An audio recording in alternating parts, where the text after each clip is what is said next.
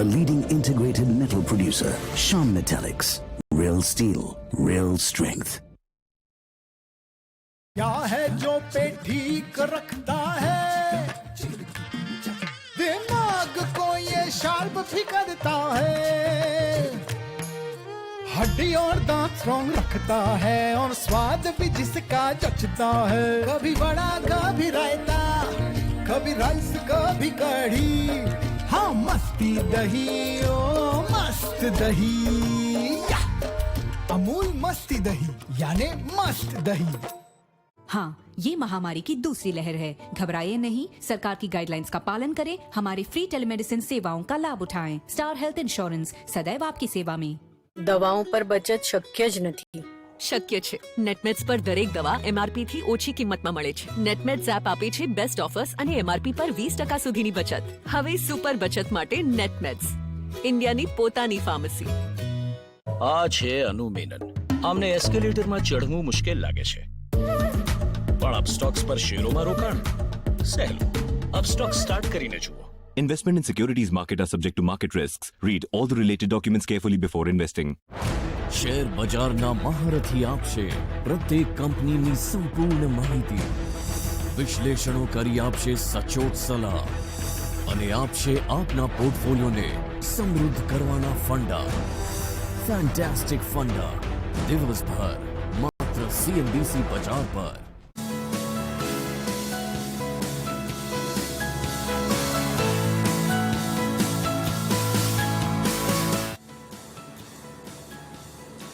Welcome back. આપણી સાથે માર્કેટની ચર્ચા માટે જોડાઈ ગયા છે કોટક લાઈફ ઇન્સ્યોરન્સના ઇક્વિટી હેડ હેમંત કાનાવાલા.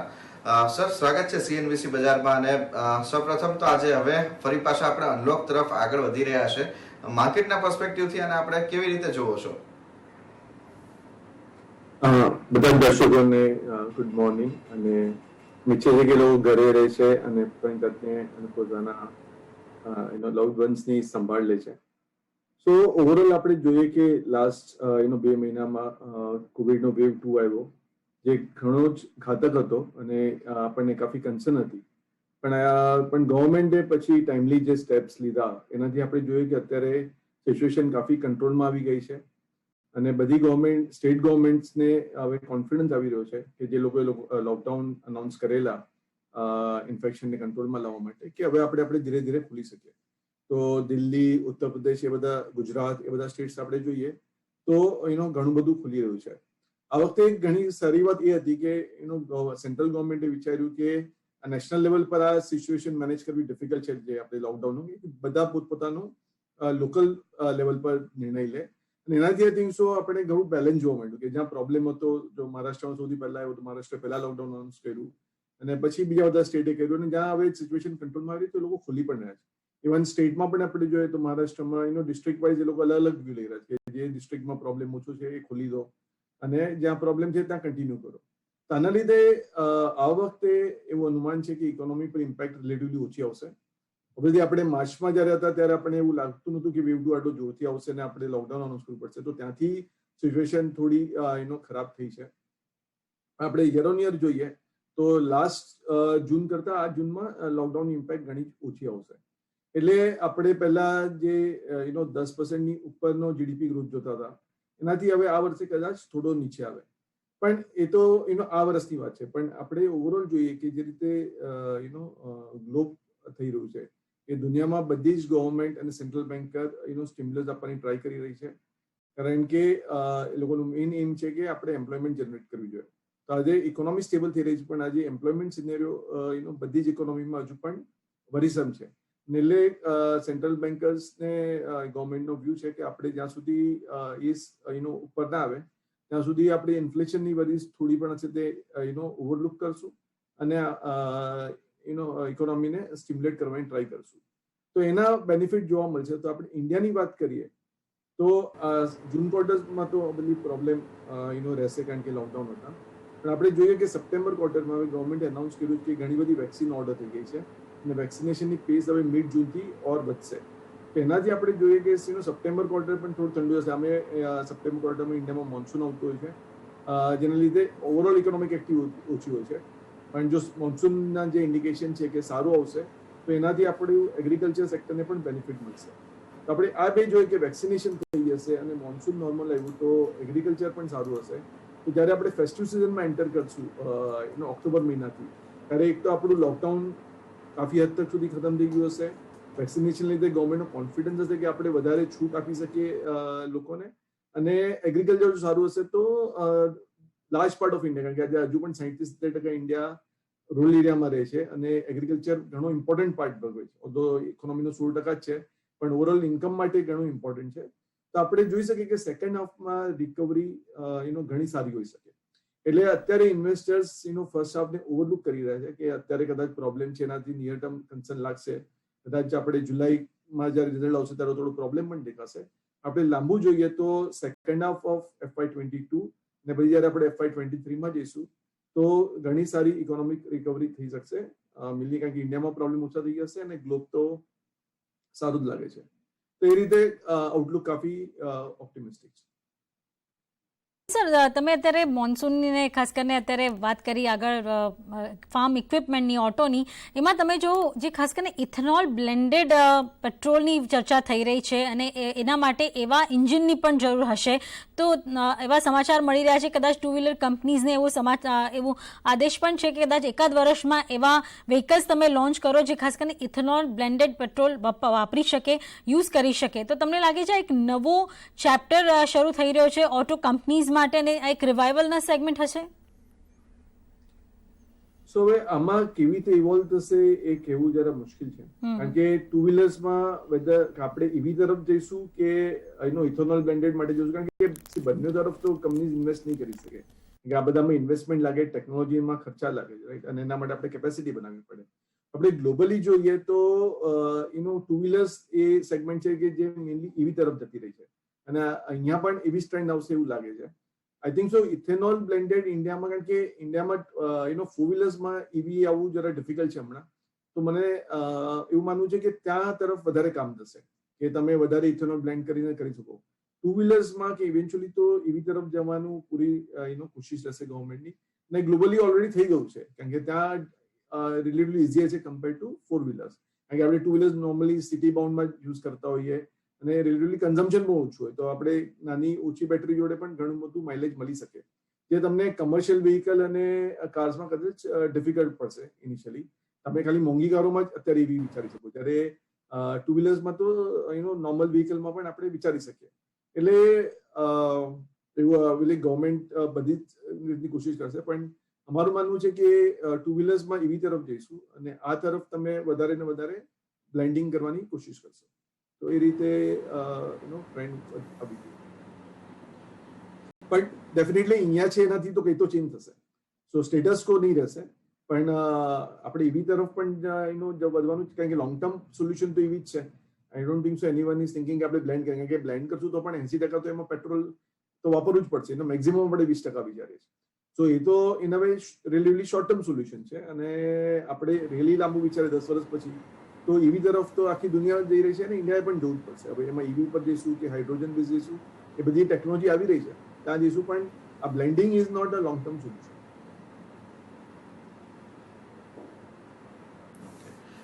સાથે સર એક બીજું પાસું પણ અહીંયા ખાસ સમજવા માંગીશું કે અત્યારે આપણે જે આખી સિચ્યુએશન કન્ઝમ્પશનના ફ્રન્ટ ઉપર બદલાતી જોઈ રહ્યા છે, પણ એની સાથે સાથે આપણે એક સિનારીઓ એ પણ જોઈ રહ્યા છે કે જે રિસેન્ટલી આરબીઆઈ ગવર્નર સાહેબે પણ એમના કોમેન્ટ્રીની અંદર વાત કરી હતી કે ઇન્ફ્લેશનને લઈને ચિંતા કરવાની જરૂર નથી, અકોમોડેટિવ સ્ટાન્સ યથાવત રહેતું દેખાશે. તો ઇન્ટરેસ્ટ રેટનું રિઝ્યુમ જે અત્યારે આપણે ડાઉન સાઇડ ઉપરનું જોઈ રહ્યા છે એ આપણને કદાચ યથાવત રહેતું દેખાશે, તો આ કન્ઝમ્પશન લેડ ગ્રોથમાં આપણને વધારાનો એક બેનિફિટ થતો દેખાઈ શકશે. એટલે ગવર્મેન્ટનું એ જ એમ છે કે આપણે ઇન્ટરેસ્ટ રેટ ઓછા રાખીએ તો ઇવેન્ચ્યુઅલી ગવર્મેન્ટને પણ ઇઝી પડે બોરોઈંગનું, કારણ કે આપણી બોરોઈંગ કોસ્ટ કાફી હાઈ છે અત્યારે. જોઈએ ઇન્ડિયાનો આપણે જોઈએ કે ડેટ ટુ જીડીપી રેશિયો દુનિયામાં વન ઓફ ધ લોએસ્ટ છે, પણ આપણું income to interest expense to GDP જોઈએ તો વન ઓફ ધ હાઈએસ્ટ છે, કારણ કે આપણું ઇન્ટરેસ્ટ રેટ આપણી ગવર્મેન્ટને વધારે ભરવો પડે છે કમ્પેર ટુ દુનિયાની બીજી કન્ટ્રી. એટલે રીતે એ લોકોના લેવરેજ રેશિયોઝ વધારે છે અને આપણું ઓછામાં પણ આપણને પ્રોબ્લેમ આવી રહ્યો છે. તો એ તો એક એમ છે જ, અને બીજું કે કન્ઝમ્પશનને પણ બૂસ્ટ કરશે. પણ જેમ ઇકોનોમી રિકવર થશે તેમ ધીરે ધીરે પછી આરબીઆઈ અત્યારે જોઈએ તો આ ઇન્ટરેસ્ટ રેટને નીચે રાખવા માટે આરબીઆઈ પણ કાફી સપોર્ટ કરી રહ્યું છે. એ લોકો લાસ્ટ ક્વાર્ટર આ ક્વાર્ટરમાં 1 લાખ કરોડનું જીસેપ પ્રોગ્રામ અનાઉન્સ કરેલો, નેક્સ્ટ ક્વાર્ટર માટે 1.2 લાખ કરોડ અનાઉન્સ કર્યો છે. એનાથી એ લોકો સપોર્ટ કર્યા જે આજે જરૂરત છે. પણ જેમ ઇકોનોમી સ્ટેબલ થશે અને એમ્પ્લોયમેન્ટ સિનિયરો વધશે તો એવું માનવું રાઈટ નથી કે આ હંમેશા ચાલતું રહેશે. આપણે જેમ પછી FY23માં જશું તેમ RBI પોતાનો સપોર્ટ ઓછો કરશે અને ઇન્ટરેસ્ટ રેટ ધીરે ધીરે વધી શકે. પણ ઇન ધ નિયર ટર્મ અત્યારે ઇકોનોમીને જરૂરત છે ને જે RBI રાઇટફુલી સપોર્ટ આપી રહ્યું છે. તો એનાથી આપણે વિચારી શકીએ કે મોર્ટગેજ કોઈ પણ ઇકોનોમી માટે હાઉસિંગ બહુ ઇમ્પોર્ટન્ટ છે. હજી યુએસએમાં પણ આપણે જોયું તો હાઉસિંગ ડિમાન્ડ બહુ જોરથી પાછી આવી છે. સો જ્યારે હાઉસિંગ આવે ત્યારે કારણ કે એનાથી આખી ડોમેસ્ટિક ઇકોનોમીને બહુ સપોર્ટ મળે છે. જે ગવર્મેન્ટનું આપણે જોયું તો પહેલેથી જ એક એમ છે કે અફોર્ડેબલ હાઉસિંગને સપોર્ટ કરો અને એના પર એનું જોર હજુ પણ રહેશે. અને જો લો ઇન્ટરેસ્ટ રેટ છે એનાથી ઓર બેનિફિટ મળશે. જે રીતે આપણે જોયું કે ફર્સ્ટ લોકડાઉન ખુલ્યું અને બધી રિયલ એસ્ટેટમાં બહુ સારી રિકવરી જોવા મળેલી અને જે ઘણી બધી ઇન્વેન્ટરી ક્લિયર પણ થઈ ગયેલી. બાજુ સેકન્ડ લોકડાઉન એટલે હમણાં થોડી એક્ટિવિટી સ્લો છે. પણ જેમ આપણે પહેલા ડિસ્કસ કર્યું કે આપણે જેમ ફેસ્ટિવલ સિઝનમાં જઈશું તો તે વખતે આપણે રિયલ એસ્ટેટમાં સારી પાછી રિકવરી જોવા મળી શકે. પણ તમે હાઉસિંગ ફિનાન્સ કહી રહ્યા છો, પણ સાથે તમે જો NBFCs હોય કે બેંક્સ હોય, PSU બેંક્સ હોય, પરિણામ સારા હોવા છતાં પણ આપણે સાઇડવેઝ જોઈ રહ્યા છે. FIIs પણ તમે જો એક સમયે જે બેંક્સ પર આટલા બુલિશ હતા એ હવે પોતાનો ટ્રેન્ડ થોડો બદલી રહ્યા છે. એની પાછળ ખાસ કારણ? જેમ આપણે ડિસ્કસ કર્યું કે નિયર ટર્મ તો અત્યારે ચેલેન્જ છે, બરાબર. તો આપણે કહી શકીએ કે આપણે લોંગ ટર્મ જોવું છે. પણ અગર જુલાઈનો રિઝલ્ટ આવે જે રીતે આપણે આ વીકમાં જોયું કે બજાજ ફાઇનાન્સે આવીને થોડું કોશન અનાઉન્સ કર્યું તો સ્ટોક કરેક્ટ કર્યો હતો. એ રીતે જુલાઈમાં આવીને કઈ કંપની કઈ રીતે બોલશે આપણે અત્યારે કેવું મુશ્કેલ છે. અને એ રીતે ઇન્વેસ્ટરનું એક તો પોઝિશનિંગ છે ઓલરેડી એમાં અને અત્યારે એમ વરીડ હોઈ શકે આપણે. તો અત્યારે આપણે જોઈએ કે નેક્સ્ટ 3 મહિનામાં ડોમેસ્ટિક ઇકોનોમી રિલેટિવલી વીક લાગે છે. એટલે ઇન્વેસ્ટર્સ જે સેક્ટરને ગ્લોબલ સાઇડથી બેનિફિટ થશે ત્યાં વધારે ધ્યાન આપશે. જેવી રીતે IT સેક્ટર હોય કે ઓટો એન્સિલરીઝ છે જેનું પ્રેઝન્સ ગ્લોબલમાં વધારે છે ત્યાં કદાચ આપણે નિયર ટર્મમાં ટ્રેક્શન મળશે ને ત્યાં ઇન્વેસ્ટરનું બેનિફિટ રહેશે. કારણ કે બધા જ ઇન્વેસ્ટરનું ધ્યાન લોંગ ટર્મ હોવું જરૂરી નથી. તો એ લોકો શોર્ટ ટર્મ વ્યૂ લઈ શકે. પણ આપણે ઓવરઓલ જોઈએ તો ઇકોનોમીમાં રિકવરી આવશે, કેપેક્સ સાયકલ પાછું આવશે. તો આપણે ઓવરઓલ વાત કરીએ કે ઇવન ઇન્ડિયા માટે પણ લાંબી ગાળે હવે આપણે કેપેક્સ સાયકલ લુક્સ મોર પ્રોમિસિંગ દેન કન્ઝમ્પશન સાયકલ. લાસ્ટ 10 વર્ષમાં આપણે કન્ઝમ્પશનમાં મોટું બૂમ જોયું. આ વખતે એવું લાગે છે કે ગ્લોબલી અને ઇન્ડિયામાં capex cycle can come back અને ત્યાં આઈ થિંક સો ઇન્વેસ્ટર્સનું પોઝિશનિંગ વધારે થઈ રહ્યું છે હવે.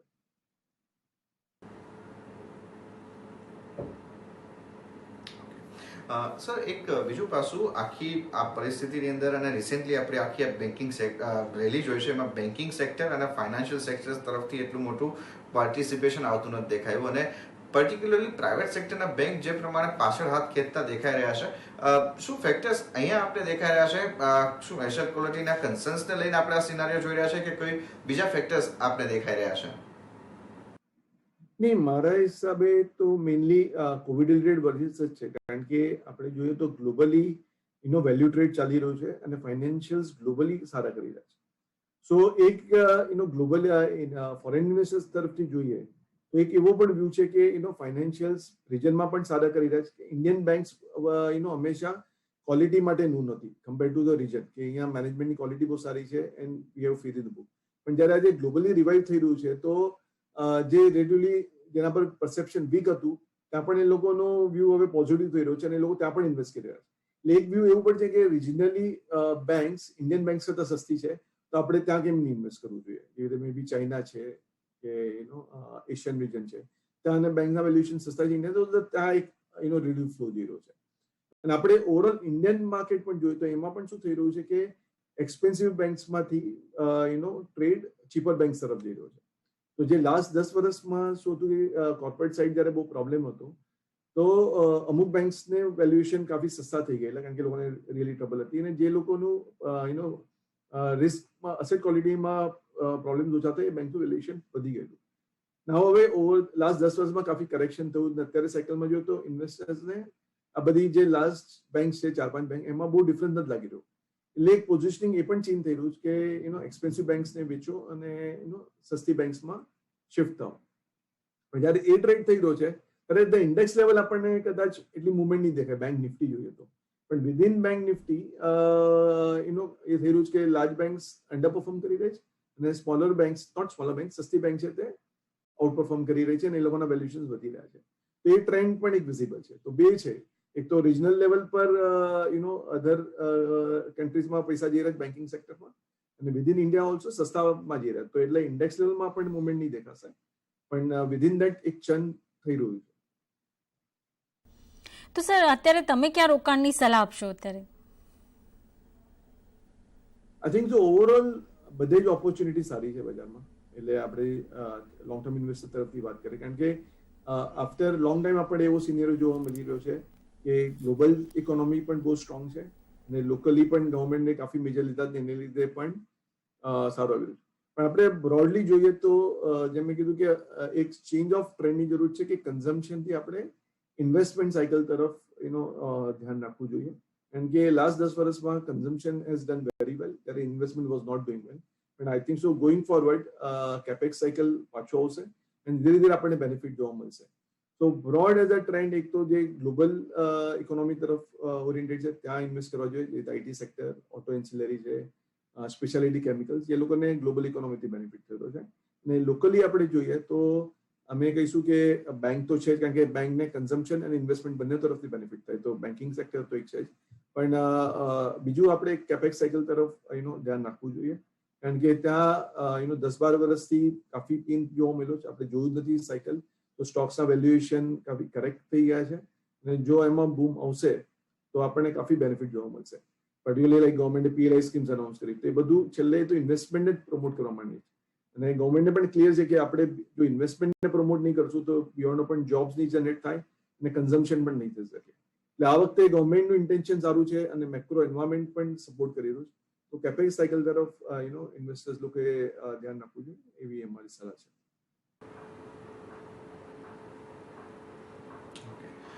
સર, એની સાથે એક બીજું સેક્ટર રિસેન્ટલી આપણને એક એક્શનમાં આવતું દેખાઈ રહ્યું છે, પાવર સેક્ટર છે. ઘણા બધા એંગલ ઉપરથી અહીંયા આપણને જોયો તો એક તેજી માટેના સંકેતો બનતા દેખાયા છે. ફરીથી આપણે નોર્મલ લાઈફ તરફ આવતા દેખાઈ રહ્યા છે. એનો એક બેનિફિટ, બીજી તરફ જે ડેટ રિડન્ટ કંપનીઝ હતી એના માટે થઈને જે રિડ્યુસિંગ થયા છે ડેટ, એની એક પોઝિટિવ ઇમ્પેક્ટ હવે આપણને બેલેન્સ શીટ ઉપર આવતી જોવા મળી છે. તો આ પાવર જનરેશન અને પાવર ડિસ્ટ્રીબ્યુશન કરતી કંપનીઝ છે, એના ઉપર આઉટલુક પોઝિટિવ રાખવું જોઈએ. તો એ વેલ્યુ ટ્રેડ છે. એમાં ઇન્વેસ્ટર્સ લોકોએ એક્સપ્લોઝિવ રિટર્ન્સની એક્સપેક્ટેશન નહીં રાખવું જોઈએ, કારણ કે આ ફાઇનલી સ્ટેડી કમ્પાઉન્ડર્સ છે. અને આ સેક્ટર પણ જે રીતે હમણાં આપણે કેપેક્સ સાયકલની વાત કરી, તો એવી રીતે છે કે 10-12 વર્ષથી પ્રેક્ટિકલી આમાં કોઈ રિટર્ન નથી. કારણ કે ઘણા ઇશ્યુઝ આવેલા. પહેલા કોલ લિંકેજના ઇશ્યુ આવ્યા અને દેન ESG કન્સર્ન્સ આવી ગઈ છે. પણ આપણે જોઈએ તો ઇન્ડિયામાં તો ફોર્ચ્યુનેટલી આપણી પાસે બંને સોલર અને વિન્ડ પાવર કાફી છે. એટલે ગ્લોબલ ટ્રેન્ડની પ્રમાણે આ બધી કંપનીઝ પણ રિન્યુએબલ એનર્જીમાં ઇન્વેસ્ટ કરી રહી છે. હવે આ બધાના બેનિફિટ આપણને વખતે જ દેખાય, કારણ કે ઓવરનાઇટ તો આપણે કંઈ ચેન્જ ના કરી શકીએ. અને થર્મલ પાવરની જરૂરત તો રહેવાની જ છે કન્ટ્રીમાં. આપણે ખાલી રિન્યુએબલ પાવર પર તો કોઈ પણ રિલાય નથી કરી શકવાના. પણ એ ધીરે ધીરે એ લોકો ઇન્ક્રિમેન્ટલ ઇન્વેસ્ટમેન્ટ વધારે રિન્યુએબલ પાવરમાં કરી રહ્યા છે અને એને લીધે આઈ થિંક સો એનો બેનિફિટ આપણને જોવા મળશે. અને જે ESG ની કન્સર્ન છે, તો લાસ્ટ 3-4 વર્ષથી મેઇન કન્સર્ન આમાં એ આવી ગયેલી કે ગ્લોબલી ઇન્વેસ્ટર્સને થર્મલ પાવરમાં ઇન્વેસ્ટ નથી કરવું, કારણ કે એમાં ESG ના પોઈન્ટ્સ કાફી ઓછા થઈ જતો હોય. પણ જે રીતે આ લોકો ઇન્ડિયામાં કંપનીઝ રિન્યુએબલ પાવર પર ફોકસ કરી રહી છે, આઈ થિંક સો, અને વેલ્યુએશન સસ્તા છે, 10 વર્ષથી કોઈ રિટર્ન નથી, તો સેક્ટર એ રીતે એટ્રેક્ટિવ લાગી રહ્યું છે. અને ગ્લોબલી જે વેલ્યુ ટ્રેડનો જે કન્સેપ્ટ ચાલી રહ્યો છે એમાં બરાબર ફિટ થાય છે. એટલે એ રીતે પાવર સેક્ટર લુક્સ ગુડ, કારણ કે વેલ્યુએશન સસ્તા છે, ડિવિડન્ડ yield ઘણી કંપનીની ઘણી જ સારી છે અને એનો કેશ ફ્લો પણ કાફી કમ્ફર્ટેબલ છે આ બધી કંપનીનો. તો જે લીડિંગ પાવર કંપનીઝ છે એમાં ડેફિનેટલી ઇન્વેસ્ટ કરવાનું ઇન્વેસ્ટરે વિચારવું જોઈએ. એક મ્યુચ્યુઅલ ફંડ ઇન્ડસ્ટ્રીથી તમે બધું બિલોંગ કરો છો, ઇન્સ્યોરન્સ સેગમેન્ટને ખાસ ધ્યાનથી જુઓ છો, ત્યાં કેટલું ટ્રેક્શન વધ્યું છે? લોકો ફરી પાછા શું ઇક્વિટી, ડાયરેક્ટ ઇક્વિટી છોડીને મ્યુચ્યુઅલ ફંડ તરફ વધી રહ્યા છે? અને ખાસ કરીને મ્યુચ્યુઅલ ફંડમાં પણ કયા મ્યુચ્યુઅલ ફંડ તમે પ્લાન્સ તમે જુઓ છો જે વધારે સારું પરફોર્મ કરી રહ્યા છે? એનું ડિટેલમાં મેં નથી જોયું મ્યુચ્યુઅલ ફંડનું, કારણ કે અમે તો ઇન્સ્યોરન્સમાં કામ કરીએ. પણ ઓવરઓલ અત્યારે જોઈએ તો ટ્રેક્શન તો એક તો એનો SIP નો ફ્લો સારો છે, અને લાર્જ પૈસા તો મેઇનલી ફાઇનલી ડાયવર્સિફાઈડ કે લાર્જ સ્કીમમાં જ જવાના છે, કારણ કે most of the investors first time invest કરતા હોય છે. નોર્મલી સલાહ એ જ હોય છે કે તમે લાર્જ કેપમાં ઇન્વેસ્ટ કરો, કારણ કે મિડ કેપ હમણાં લાસ્ટ 1 વર્ષમાં સેગમેન્ટ સારું કરી રહ્યું છે, પણ વોલેટિલિટી ઇઝ ઓલવેઝ ધેર. તો આપણે જોઈએ કે 18 થી 20માં કાફી ફોલ આવેલો આ બધી સ્કીમ્સમાં પણ ડાયવર્સિફિકેશન હોવા છતાં પણ. સો લાર્જ પૈસા તો છેલ્લે લાર્જ કેપ ફંડમાં જ જશે, પણ ઇન્ક્રિમેન્ટલી જે રીતે ટ્રેક્શન આવ્યું તો મિડ કેપ અને સ્મોલ કેપ સ્કીમમાં પણ પૈસાનો ફ્લો સારો વધી રહ્યો છે. પણ જે ઓવરઓલ પૈસા આપણે ગણીએ એમાં તો છેલ્લે તો આમાં લોકેશન ઓછું જ જવાનું છે. તો મે બી પહેલા 15-20% જતા હશે તો હવે 25% જશે, પણ આપણે એવું ના વિચારી શકીએ કે એમાં 50% જવા મળશે, અને એવું એડવાઇઝેબલ પણ નથી. કોઈ પણ ઇન્વેસ્ટરને આપણે એવી જ સલાહ આપશું કે તમારો એટલી 60-70% પૈસા તો લાર્જ કેપ ફંડમાં હોવા જોઈએ, જે આપણને ઓછી વોલેટિલિટી જોડે રિટર્ન આપે, અને depending on the risk appetite 0 to 20-30% તમારે સ્મોલ કેપ મિડ કેપમાં નાખવું જોઈએ. તો ઓવરઓલ એ સારું છે. પણ આપણે ઇન્સ્યોરન્સની વાત કરીએ તો ઓવરઓલ ઇન્સ્યોરન્સમાં જે નંબર્સ આવી રહ્યા છે, હમણાં પાછું એપ્રિલ મેમાં કોવિડને લીધે ઇમ્પેક્ટ છે, પણ અધરવાઇઝ બીકોઝ ઓફ કોવિડ કાફી અવેરનેસ વધી છે, લોકોને લાઈફ ઇન્સ્યોરન્સ અને હેલ્થ ઇન્સ્યોરન્સનું ઇમ્પોર્ટન્સ સમજાઈ રહ્યું છે, અને એના માટે ટ્રેક્શન વધી રહ્યું છે. તો નિયર ટર્મમાં ઓબ્વિયસલી ક્લેમ્સને લીધે નંબર્સ કદાચ ખરાબ દેખાશે, પણ over the long term I think so awareness કાફી વધી છે આ પેન્ડેમિકને લીધે, અને આઈ થિંક સો હવે ઇન્વેસ્ટર્સ કન્ઝ્યુમર્સ આને એક્સપેન્સ રીતે નહીં સમજે, પણ લોકો સમજશે કે આ એક નેસેસરી ઇન્વેસ્ટમેન્ટ છે જે ફેમિલી માટે બહુ જરૂરી છે. આઈ think so over the time ઇન્ડિયામાં ઇન્સ્યોરન્સ કંપનીઝ અને બહુ જનરલ લાઈફ ઇન્સ્યોરન્સના પણ પ્રોસ્પેક્ટ્સ ઘણા સારા લાગે છે, કારણ કે એક તો આ ઇન્ડસ્ટ્રી કન્સોલિડેટ થઈ ગઈ છે. ખાલી આપણે જોઈએ તો મોસ્ટ ઓફ ધ બિઝનેસ ટોપ 10 પ્લેયર્સની પાસે જ છે, અને એમાં પણ લાર્જર પ્લેયર્સની વધારે ટ્રેક્શન છે. So overall that is another thing which looks good from the long term perspective.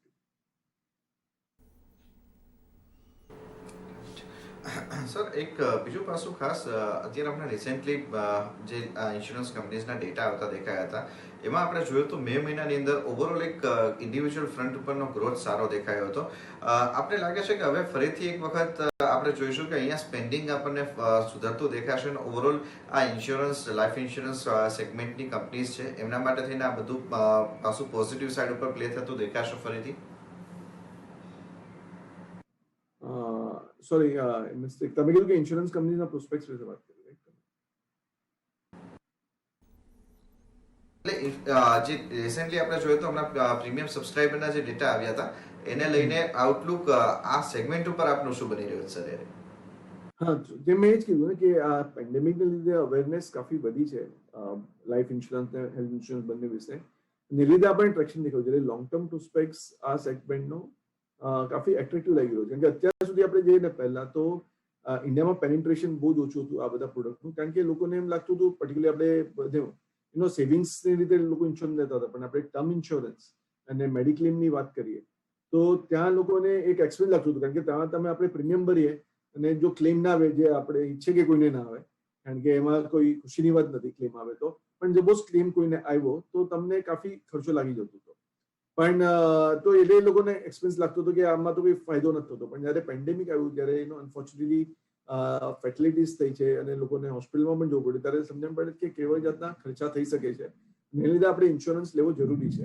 એટલે એ રીતે long term prospects for the sector looks good, કારણ કે હવે લોકોને આનું ઇમ્પોર્ટન્સ સમજાઈ રહ્યું છે કે આ ખર્ચો નથી પણ રિયલી ફેમિલીની સેફટી માટે રિક્વાયર્ડ છે. ત્યારે આપણને જ્યારે ક્રાઇસિસ આવે ત્યારે આપણે ખર્ચો નહીં કરી શકીએ, એટલે એ રીતે અવેરનેસ વધી છે, અને અમને લાગે છે કે લોંગ ટર્મ પ્રોસ્પેક્ટ્સ ઇન્સ્યોરન્સ સેક્ટર માટે ઘણા સારા છે. અને આમાં શું છે કે આઈ થિંક જેમ બિઝનેસ વધશે તેમ ઓપરેટિંગ લીવરેજ કિક થશે, તો રિલેટિવલી ઇન્સ્યોરન્સ કંપનીઝ પ્રીમિયમ પણ સ્ટેબલ રાખી શકશે, કારણ કે આમાં તો એવું છે કે ઇટ્સ લો ઓફ પ્રોબેબિલિટી છે, એટલે તમારી પાસે જેટલા વધારે કસ્ટમર્સ હોય એટલું તમે ડેફિનેટલી પ્રીમિયમમાં તમને બેનિફિટ આપી શકો છો. ઓવર ધ ટાઈમ તમારે પ્રીમિયમ વધારવાની જરૂરત પણ ના પડે. તો એ રીતે over the time I think સો એક પોઝિટિવ ઇકોસિસ્ટમ ઇન્સ્યોરન્સ તરફ બનશે એવું લાગે છે. પણ નિયર ટર્મ યાદ રાખવું જોઈએ કે ક્લેમ્સનો ખર્ચો આવી શકે છે, અને એને લીધે રિઝલ્ટ નિયર ટર્મમાં કદાચ આપણને વરીસમ લાગી શકે, પણ અગેન ઇન્વેસ્ટર્સ બધે જ નિયર ટર્મ ઇગ્નોર કરીને લોંગ ટર્મ જોઈએ આપણે, તો લોંગ ટર્મમાં કંઈ ક્લેમ રેશિયો આ રહેવાનું નથી, કારણ કે આ તો એબનોર્મલ સિચ્યુએશન છે, ત્યારે business traction can improve over the time, એવું અમારું માનવું છે. ઓકે, હેમંત સર, ઘણી ડિટેલમાં ચર્ચા થઈ, ઘણા બધા સેક્ટર્સ પર ચર્ચા થઈ, આપનો પોતાનો વ્યૂ આપ્યો તમે. ખૂબ ખૂબ આભાર સર, સમય ફાળવ્યો અમારી સાથે આ ચર્ચામાં જોડાવા માટે sir. Thank you and good day. Thank you. ત્યારે હાલ પૂરતું આટલું જ. મને અને વિક્રમ બંનેને આપશો રજા. વધુ અપડેટ માટે જોતા રહો CNBC બજાર. નમસ્કાર.